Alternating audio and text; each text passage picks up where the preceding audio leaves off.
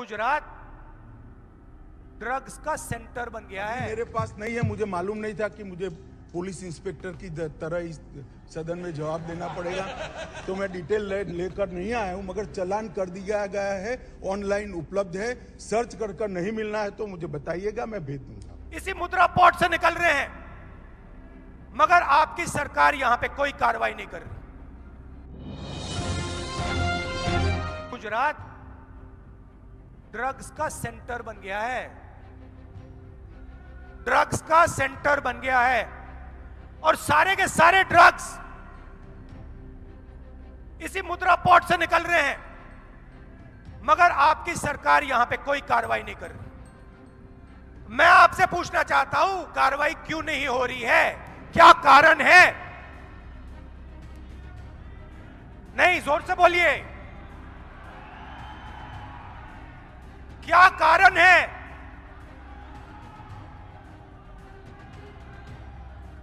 कि हर 2-3 महीने मुद्रा पोर्ट में ड्रग्स मिलते हैं जो गुजरात के युवाओं का भविष्य को नष्ट कर रहे हैं, खत्म कर रहे हैं, मगर वहां पे कोई एक्शन नहीं लिया जा रहा। कारण क्या है? कोई ना कोई कारण तो होगा। अगर किसी गरीब व्यक्ति के घर में पुलिस वाले ड्रग्स ढूंढ लें तो लाठी मार के जेल में कर देते हैं, सही बात है, 2 लाठी मार के अंदर कर देंगे। मगर अगर हजारों करोड़ रुपए के ड्रग्स मुद्रा पोर्ट में मिले, पुलिस कोई कार्रवाई नहीं करेगी। गुजरात मॉडल,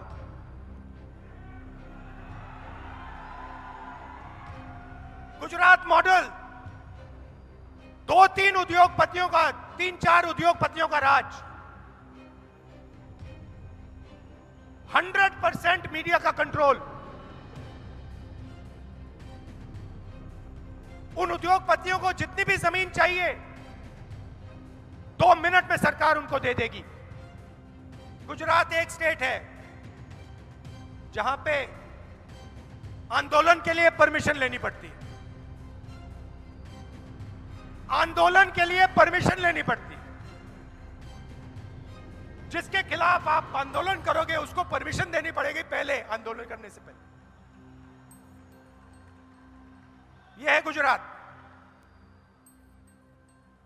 और अभी अभी जो जिक्र करते थे कि गुजरात की बंदरगाह से 3000 किलो नशा पकड़ा गया, जो आज तक का सबसे बड़ा कैच है, वो कस्टम के सॉफ्टवेयर एनालिसिस के आधार पर ही पकड़ा गया।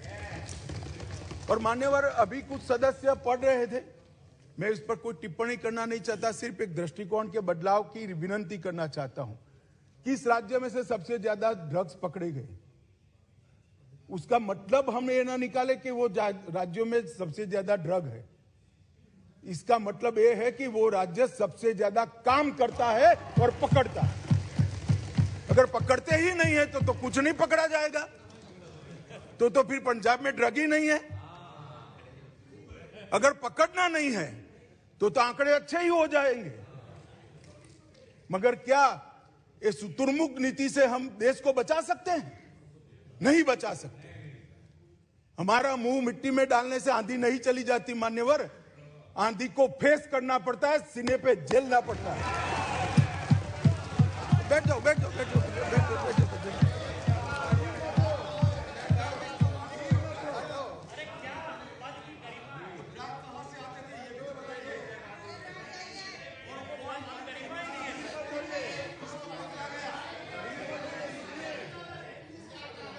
एक मिनट, मान्यवर, कांग्रेस पार्टी के नेता ये कह रहे ड्रग कहां से आ रहा था। ड्रग गल्फ कंट्रीज से आ रहा था। इसके मालिक कौन है, उनको सारे के सारे पकड़ लिए गए हैं, फैक्ट्रियां सील कर दी गई हैं, और उसके आधार पर देश के 12 राज्यों में रेड कर वहां भी कारोबार करने वालों को पकड़ लिया। और दूसरी बात, अभी मेरे पास नहीं है, मुझे मालूम नहीं था कि मुझे पुलिस इंस्पेक्टर की तरह इस सदन में जवाब देना पड़ेगा। तो मैं डिटेल लेकर नहीं आया हूं, मगर चालान कर दिया गया है, ऑनलाइन उपलब्ध है, सर्च कर नहीं मिलना है तो मुझे बताइएगा, मैं भेज दूंगा।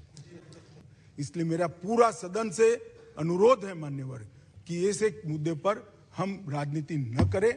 सभी राज्य की सरकार एक साथ आए, जिला स्तरीय एनकोड की रचना करे और ये जो अभियान मोदी जी के नेतृत्व में भारत सरकार के गृह विभाग ने चलाया है, वो अभियान को सभी लोग मजबूत बनाए। हम भी राज्यों के अभियान को मजबूत बनाने के लिए बहुत तत्पर हैं और उत्सुक भी हैं। सब केंद्र शासित प्रदेश, राज्य सरकार, केंद्र सरकार और समग्र देश की जनता और हम सभी जनप्रतिनिधि मिलकर इस अभियान को सफल बनाए और जीरो टॉलरेंस टू ड्रग और नशा मुक्त भारत की रचना करे। यही अभ्यर्थना कर मेरी बात को